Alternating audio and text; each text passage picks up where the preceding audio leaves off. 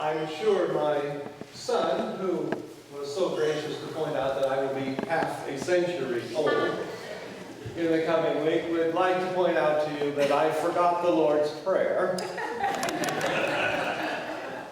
I did not forget it. It's in the liturgy for Holy Communion, which we will do later.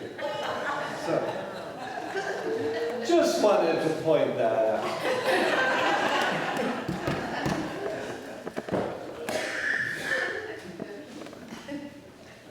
Hobby had one of those mothers, just one of those mothers that had a penchant and a heart for the elderly. She was always doing something for them, always making something for them, baking cookies or bread or cakes or something or the other, and having taken them over to the elderly person's home, the neighbors, and so what have you.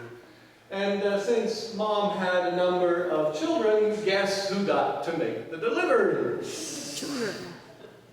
When they were old enough, of course. Well, Hobby was now old enough. And so Mom put the basket together and she got everything ready. And she said, Hobby, come here. I want you to go over to Mrs. Grayson's house. No! I don't want to go there. She's scary and she stinks. Well, what Hobby didn't know was that Mrs. Grayson had cancer. And because of the cancer, her nose had been removed, her face was wrapped at all times, and yes, there was a stench, there was a stink. Hobby didn't understand that at his age. But Mom said, no, I want you to go. Here's the basket. And so Hobby knew he better go. He didn't argue with Mom to go. So he grabbed the basket and he went. He went to Mrs. Grayson's house, he rang the bell, and Mom's rule was you couldn't just ring the bell and run. You had to go in, you had to deliver the basket, and you had to sit and talk a while with that elderly person. And so he did. And as soon as it was over, he hit the door and ran home. And he went to his mom, Mom, don't make me do that. I don't want to ever do that again. Tell one of my brothers and sisters, they can go do it. I don't. Well, that was enough for Mom to know that Hobby needed to keep going to Mrs. Grayson's house. And so he did, on a regular basis, all through the summer and into the fall. And when Thanksgiving was coming, Mom announced that Mrs. Grayson would be coming to their house for Thanksgiving. No, she'll ruin the dinner, the smell, she'll stink, and I'll lose my appetite. We'll all lose our appetite. She'll ruin Thanksgiving. No. But Mom again put her foot down. She's coming, and that's it. It's fine. Well, Thanksgiving came. The smells in the house, the turkey and the breads and the stuffing and the desserts, and it was just heavenly. And then Mrs. Grayson arrived. And it was time for dinner. Hobby tried to get as far away from Mrs. Grayson as he could at the dinner table, but Mom saw into that right away. So Mom put Hobby right across the table from Mrs. Grayson, face to face, for the whole dinner. Hobby knew his manners. He had been taught well. Keep your mouth shut and your head down and don't cause trouble. It's Thanksgiving and we have guests. And that worked fine until the sweet potatoes. Because Hobby had one of those mischievous older brothers. And when the sweet potatoes went round the table, Big Brother took the plate, started counting the sweet potatoes, and started to see who was the last person who was going to get the dish. His little brother Hobby. And he counted. And so he took 2. With a big grin, a big smile on his face, and Hobby knew immediately what his big brother was doing. But there was nothing he could say because they had guests and it was Thanksgiving dinner. But oh, he was furious. And sure enough, as the dish went around, Hobby was looking, there wasn't going to be any left for him. But Mrs. Grayson could also count. And when the plate came to her, she counted and she saw Hobby was going to be last and there wasn't going to be any. So she very politely took none and passed the dish.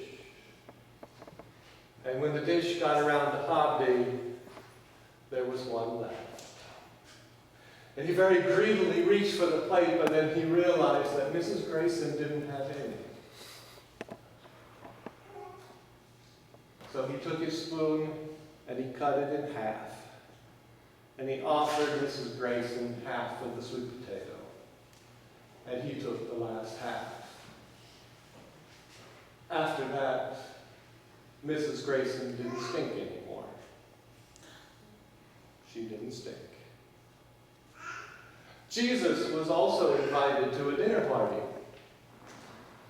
The dinner party of the Pharisees, a leader of the Pharisees, I believe we're told. And they were watching him very, very closely. Maybe he was scary and stinky too. I don't know about the stinky part, but he probably was scary to them. Yes, they were living under Roman thumb, they were living under Roman oppression, but things were peaceful. The Roman peace. Don't rock the boat. And these people that would rise up and gather a following could rock the boat and make the Romans mad. And, these people were a bit scary. So they were watching Jesus pretty closely. But as they were watching Jesus, he was watching them too. And what he saw at this dinner party didn't really please him. Because he saw the guests coming and jockeying for position, trying to get to the place at the table where the food was delivered so they could have the choicest and the best and the most, and leave the least and the less for everyone else. And Jesus was like, this isn't the way we should be treating each other at a dinner party. And so he decided to teach these Pharisees a thing or two. We talked a couple weeks ago about how the Old Testament was Jesus' scripture. The Old Testament was Jesus' Bible. Well, the lesson that Jesus taught was right from Proverbs. Proverbs, the 25th chapter, verses 5 and 6. But Jesus doesn't just quote the scripture, he tells them a story.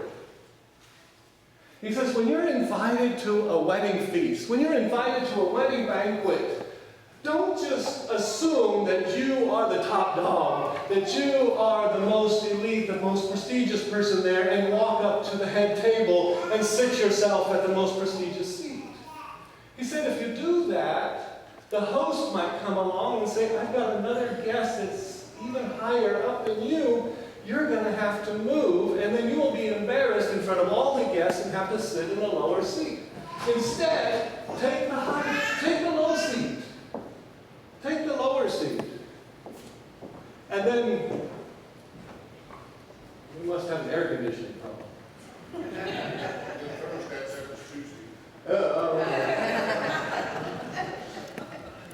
I'm not used to having people behind me on Sunday.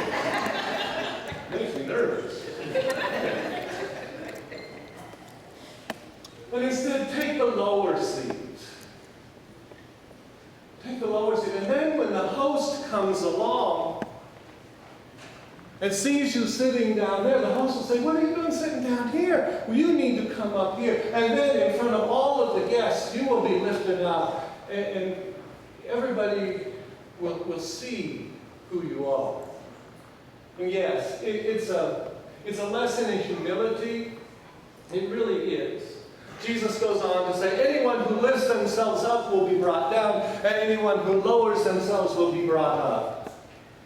But beyond a lesson in humility, it's also a lesson in what God does. We spend so much of our time worrying about our place, our position, our rank. And Jesus says, why are we worrying about that? Why do we spend so much of our time worrying about where we are in the social pecking order? It's not for us to worry about. Our backs were not designed for that kind of lifting and that kind of putting down. That's God's job. God will lift you up. And God will set you down. God's back was designed for that kind of work. And God says, I'm happy to do it. I will do it. Let me do it. You don't have to. I didn't design you to be doing all the heavy lifting and all the heavy placing down. It's not your place. You don't have to worry about it. Relax. Stop worrying about all of this, trying to keep up with everyone else. It's not necessary. I'll take care of it if you'll let me. I'll take care of it. I'll do it. My back is strong. And Jesus then turned to the homeowner, to the host, and said, when you have a party, don't just invite those people who can invite you back.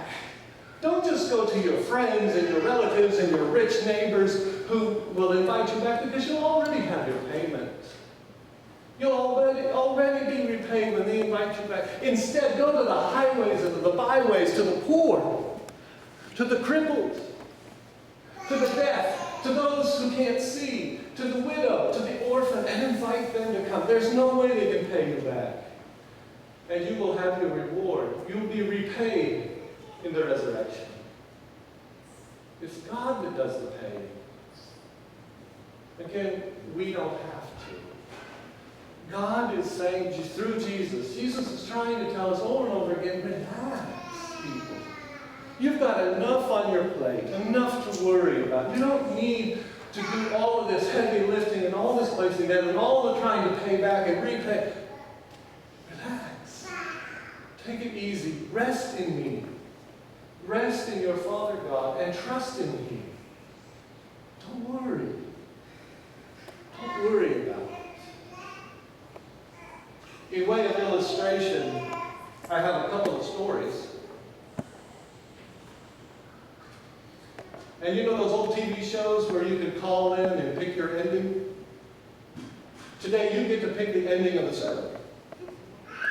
Okay, we'll have a little vote here this morning. I have a governor story, and I have an airline story.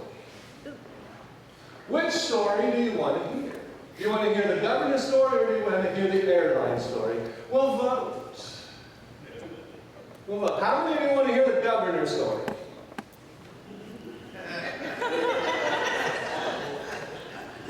How many of you want to hear the airline story? How many want to hear both? Okay, I'll tell you both.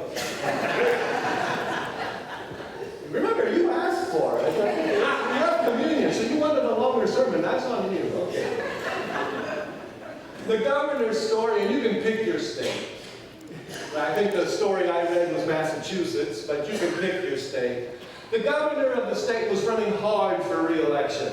I mean, it was a close race, and he really was putting the time and the effort into it. He was even skipping meals. That's how hard he was working. And on this particular day, he had missed breakfast and he had missed lunch, but it was okay because he was going to head to a big barbecue that evening for dinner. Well, he arrived late, and they started without him. So there was nothing to do but get a plate and wait in line. And oh, it smelled good. Barbecue smell, and he was so hungry. And the closer he got, the stronger the smell came. Finally he got up to where they were serving food. And oh, it looked so good, so delicious. He just couldn't wait. He stuck out his plate, and the lady took the tongs and she put a piece of chicken on there, and it looked so good, but oh, it looked so small. That was one tiny piece of chicken. And he said, very politely, would you mind giving me a second piece? And the lady behind the counter said, no, I'm sorry, it's just one per customer. And the governor said, but you don't understand, I didn't have breakfast, I didn't have lunch, I'm starving here, I would really like a second piece. And the lady said, no, I'm very sorry, but the rules are very clear. It's just one per customer, one per person. We have a lot of people to serve tonight, And if we go past one, some people might not get any. So it's just one person. Well, at this point, the governor got a little bit huffy. Do you know who I am? I am the governor of this here state. And the lady behind the counter looked at him square in the eye and said, do you know who I am? I'm the lady in charge of the chicken.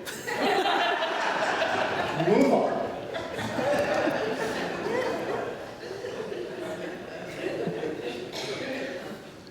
God will do the lifting, and God will do the placing down, the lowering. We don't have to worry about it. God may use the person in charge of the chicken to do it, but God will take care of it. The airline story is a similar story. It was a bad day at the airport. The weather was bad, there were lots of cancellations, lots of delays, people were not happy, they were rather grumpy. That included the people behind the counter as well as people in front of the counter. Lines were long. And one gentleman decided he had waited long enough.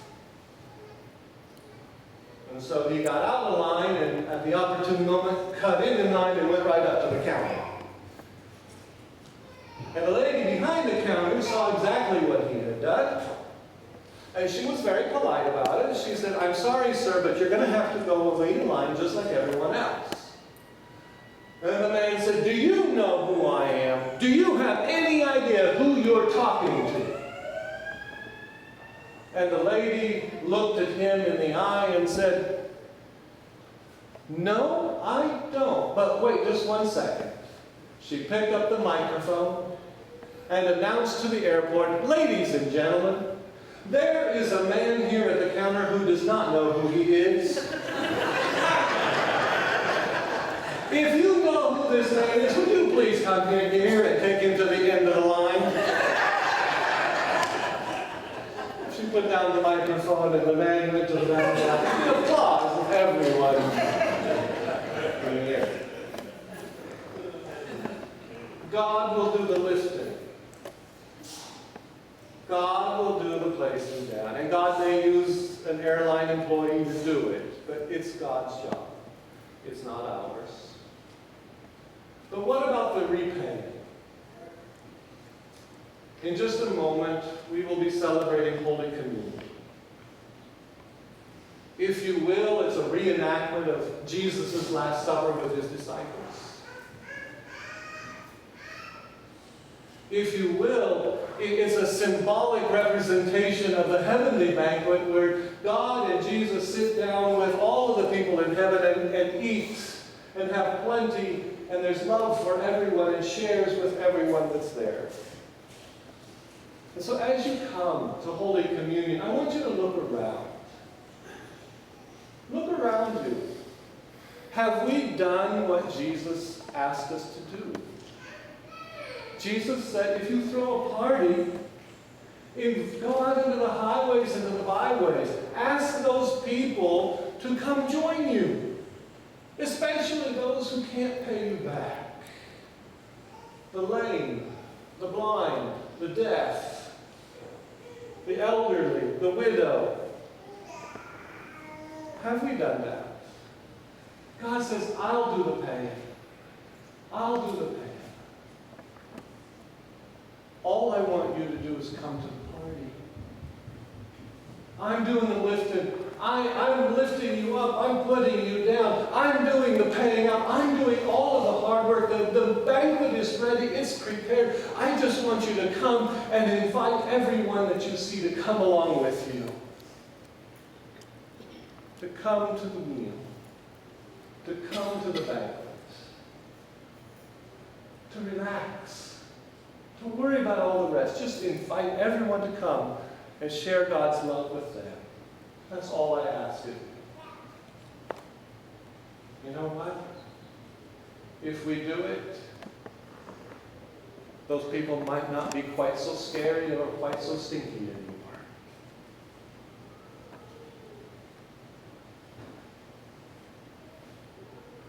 And God will pay us back. With God's love for all of us. In Jesus' name.